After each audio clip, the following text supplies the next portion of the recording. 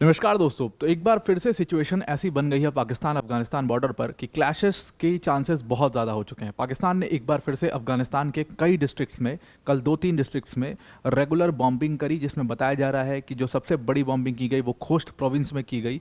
उस प्रोविंस में जो बॉम्बिंग की गई उसमें 10 लोगों की डेथ हुई है, जिनमें से 9 बच्चे हैं, मतलब लड़के लड़कियां जो कि नॉर्मली अपने घर में थे जिस समय पर ये बॉम्बिंग की गई। और उसके बाद 10 लोगों की डेथ हुई है, इसमें से 9 बच्चे हैं। और उसके बाद से तालिबान के जो स्पोक्स पर्सन, उन्होंने सीधी तौर पर यह धमकी दे दी है कि अब पाकिस्तान के ऊपर अटैक करेंगे और बड़ा अटैक करेंगे। पाकिस्तान ने दूसरी तरफ कहा है कि it is a more of a retaliation, ये रिटेलिएशन है जो काम आपने किया। मतलब दोनों तरफ से इस बात के ऊपर बिल्कुल आमादा हो चुके हैं कि अब क्लैशेस हो सकेंगे। अब देखिए, टर्की में जो सीज फायर हुआ था, अभी उस सीज फायर को कुछ ही महीने, चंद महीने ही हुए हैं, वो सीज फायर एक तरीके से ब्रेक भी हो चुका है।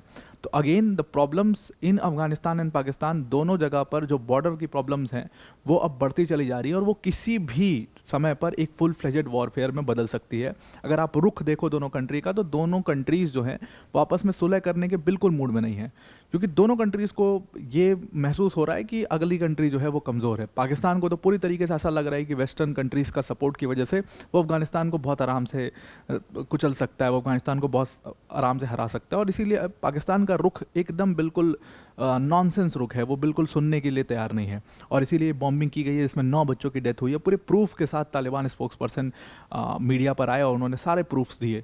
और हर जगह पर आप अल जज़ीरा या जितने भी इंटरनेशनल अखबार जो कि कवर करते हैं अफगानिस्तान को, पाकिस्तान को, हर जगह पर ये खबर छपी और पाकिस्तान के को बहुत ज़्यादा इसके लिए क्रिटिसाइज़ किया जा रहा है।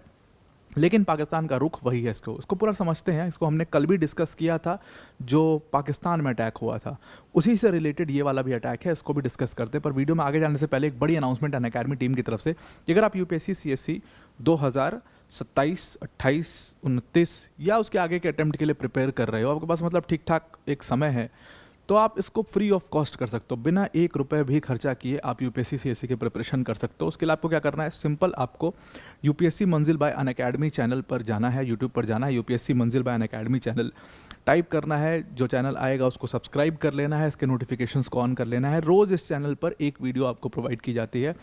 हर दिन सिर्फ 1 घंटे शाम को आपको निकालना है और इस वीडियो को फॉलो करते रहना है। रेगुलर आप इस वीडियो को अगर फॉलो करते हैं, पूरा एकदम कंटेंट बेस्ड ये वीडियो होने वाला है। अगर आप इस वीडियो को रेगुलर इन वीडियोस को फॉलो करते हैं तो आप बहुत आराम से कंटेंट लेडन, जो कंटेंट यूपीएससी में रिक्वायर्ड है, जो जनरली आमूमन यूट्यूब पे नहीं मिलता है, उसको आप यहाँ पर पा सकते हैं। और बहुत आराम से आप जो है अपनी यूपीएससी की प्रिपरेशन बिल्कुल फ्री ऑफ कॉस्ट कर सकते हैं। बच्चे 1.5-2 लाख रुपए जो खर्च करके जो कंटेंट कोचिंग्स इंस्टीट्यूट्स और जिस जगह पर पाते हैं, वो आपको फ्री ऑफ कॉस्ट यहाँ पर मिल जाएगा। तो बहुत सारी वीडियोस ऑलरेडी इस पे आ चुके हैं, बहुत सारे बच्चों ने इस चैनल को ज्वाइन भी कर लिया है। तो पॉलिटी मैं कवर करा रहा हूँ, वहाँ पर किंजल सर ज्योग्राफी कवर करा रहे हैं, संजीव सर वहाँ पर हिस्ट्री कवर करा रहे हैं। तो इस चैनल को आप ज़रूर से ज़रूर ज्वाइन कर लीजिए। इसकी लिंक आपको डिस्क्रिप्शन में मिल जाएगी इस चैनल के, और कमेंट में भी पिंड लिंक मिल जाएगी। तो बड़ा अटैक हुआ यहाँ पर खोस्ट प्रोविंस में। कहा जा रहा है कि साउथ ईस्टर्न कोस्ट प्रोविंस में बहुत बड़ा अटैक हुआ, जिसमें 10 लोग की इसमें जान गई है। ऐसा तालिबान के स्पोक्स पर्सन ने क्लेम किया, विद प्रूफ उन्होंने क्लेम किया। और इन 10 बच्चों में जो मरे हैं, इनमें से 9 जो बच्चे हैं, वो जो 10 लोग इसमें मरे हैं उसमें से 9 तो सिर्फ बच्चे हैं। उन 9 बच्चों में से भी 5 लड़के और 4 लड़कियां हैं। और जो ज़बीउल्लाह मुजाहिद हैं, जो कि स्पोक्स पर्सन है तालिबान की सरकार के, उन्होंने कहा कि ये रात के समय पर ये गुरबूज डिस्ट्रिक्ट है खोस्ट प्रोविंस के अंदर, वहाँ पर एक्चुअल में ये अटैक किया गया। आप जनरली अब आप देख रहे होगे तस्वीर में कि पूरी तरीके से ये एरिया ही पूरा डिस्ट्रॉय हो गया बॉम्बिंग से। अब आमूमन ये खोस्ट प्रोविंस जो है वो थोड़ा सा बॉर्डरिंग एरिया पड़ता है अफगानिस्तान पाकिस्तान का, और यहाँ पर जनरली ट्राइबल पॉपुलेशन रहती है। तो आमूमन यहाँ पर आपको मिट्टी के मकान ही दिखाई देखने को मिलेंगे। और ये पॉपुलेशन ऐसी जीती है, पूरा ट्राइबल पॉपुलेशन है। इनके ट्राइब के जितने भी कल्चर्स हैं, कस्टम्स हैं, वो आज भी फॉलो करते हैं। और यही वो रीजन्स हैं जहाँ पर अक्सर दिक्कत रहती है। नॉर्थ वजीरिस्तान, साउथ वजीरिस्तान, खोस्ट, इधर से खोस्ट, नानगरहार, पक्तिका, ये वो प्रोविंस हैं जहाँ पर अक्सर प्रॉब्लम्स रहती हैं। ट्राइबल पॉपुलेशन का इधर से उधर जाना, उसको लेकर के पॉपुलेशन प्रॉब्लम्स रहती हैं दोनों तरफ से। पाकिस्तान ने कई बार जो है इन ट्राइब्स के ऊपर अटैक भी कर दिया। जो ट्राइबल लोग गलती से भी बॉर्डर क्रॉस कर जाते हैं, उनके ऊपर भी कई बार अटैक्स हो जाते हैं, गोली चल जाती है, उनकी जान चली जाती है। इसको लेकर के प्रॉब्लम इन सारे एरियाज़ में रहती है। तो वहीं पर पाकिस्तान ने इसी खोस्ट प्रोविंस में एक बार फिर से अटैक किया है। अगर आपको मैप से थोड़ा सा देखोगे तो ये वाला जो आपको रेड पूरा शेडेड पोर्शन दिखाई दे रहा है, ये खोस्ट प्रोविंस है। इसके बगल में नीचे वाला जो थोड़ा सा बड़ा है वो पक्तिका प्रोविंस है। तो ये आप देखो बॉर्डर पर है। तो एक बॉम्बिंग यहाँ पर की गई, कई सारी मतलब एक सीरीज ऑफ बॉम्बिंग्स यहाँ पर की गई खोस्ट प्रोविंस में, जो रेड से मार्क्ड है, जो कि बॉर्डर है। और उसके बाद दूसरी बॉम्बिंग ये खोस्ट के जस्ट नीचे, यानी कि ये वाला पक्तिका जो प्रोविंस है, यहाँ पर दूसरी बॉम्बिंग की गई, जिसमें बताया जा रहा है कि 4 और विलेजर्स की, 4 और ट्राइबल्स की जो वहाँ पर गंभीर रूप से उनको चोटें आई हैं, गंभीर रूप से वो उसमें घायल है। तो ये अगेन पाकिस्तान ने इस पूरे मामले को, जो शांत हो रहा था पूरा मामला, उसको फिर से बढ़ा दिया है।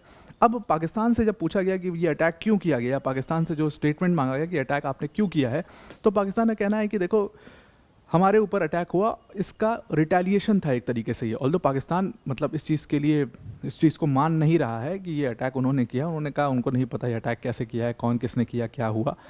लेकिन पाकिस्तान का कहना है कि हमारे ऊपर अटैक्स हो रहे हैं और ये उसका रिटेलिएशन के तौर पर आप देखो। तो पाकिस्तान में कल हमने इसको डिस्कस भी किया था कि पाकिस्तान का मिलिट्री हेडक्वार्टर जो है पेशावर में, उस पर एक बड़ा अटैक हुआ। 2 सुसाइड बॉम्बर्स जो है वो पाकिस्तान के मिलिट्री हेडक्वार्टर्स के गेट पर पहुंचे और उसके बाद ब्लास्ट की साउंड आई, कई सारी वीडियोज़ भी वायरल हुई। एक साफ साफ जो तस्वीरें ये आपको दिखाई दे रही हैं, तो पाकिस्तान का जो पैरामिलिट्री का हेडक्वार्टर है वहाँ पर एक सुसाइड बॉम्बर जाता है उसके मेन एंट्रेंस पर, वहाँ पर पहले फायरिंग करता है, बहुत देर तक वो फायरिंग की जाती है, सारी ट्रूप्स जब उधर आती हैं। तो दूसरा एंट्रेंस से अंदर घुसता है दूसरा जो सुसाइड बॉम्बर था, और उसके बाद बड़े ब्लास्ट की साउंड आती है।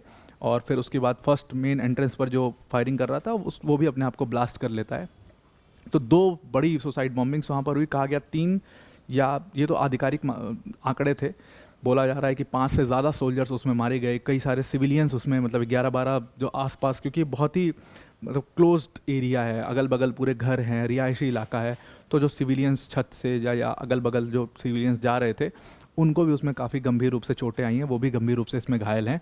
तो ये पाकिस्तान के ऊपर जब ये अटैक किया गया, जब उसके मेन प्रेमिसेस पर जो मिलिट्री हेडक्वार्टर था उसके प्रेमिसेस पर अटैक किया गया, तो उसके रिटेलिएशन में अब पाकिस्तान ने बॉम्बिंग करी अफगानिस्तान के अंदर। अब आप देखिए इन सब चीज़ों को अगर हम देखें तो ये पूरी तरीके से फुल फ्लेजेड वॉरफेयर में कभी भी बदल सकता है। हमने देखा था कि पीस टॉक्स हुए थे टर्की में और वहाँ पर एक सीज फायर साइन किया गया था, लेकिन वो कोई परमानेंट सीज फायर नहीं था, वो बहुत ही टेम्पररी तौर पर अभी के लिए बस फाइटिंग रुक जाए, इसलिए वो सीज फायर साइन कराया था। टर्की ने उसमें मदद की थी और दोनों पार्टनर्स के बीच में डिसएग्रीमेंट्स बहुत ज़्यादा थे, दोनों कंट्रीज यानी पाकिस्तान अफगानिस्तान दोनों के बीच में डिसएग्रीमेंट्स बहुत ज़्यादा थे। तो एक लॉन्ग टर्म सीज फायर हो नहीं पाया था। डिसएग्रीमेंट बहुत क्लियर है पाकिस्तान की तरफ से, तो फिर भी शेडेड है।